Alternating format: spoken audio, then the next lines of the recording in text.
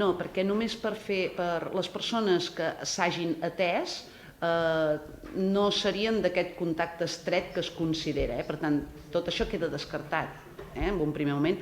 El que no queda descartat són les persones treballadores més properes del propi despatx, en el propi despatx, no en el servei, en tot el servei, que són 40 persones, tot el servei, doncs la gran majoria estan descartades per fer aquest seguiment.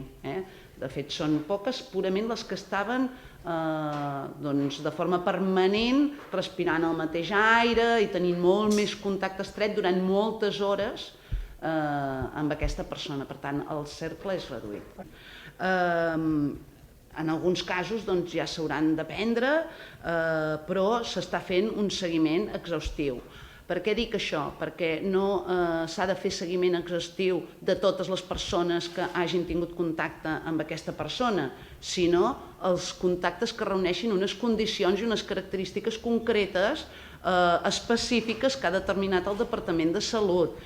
En tot cas, el més important és que jo he pogut estar en contacte amb aquesta persona que té una afecció o uns símptomes lleus, està tranquil·la, està bé i treballant amb el Departament de Salut i vull dir que està lleu i bé i hem parlat la mar de bé.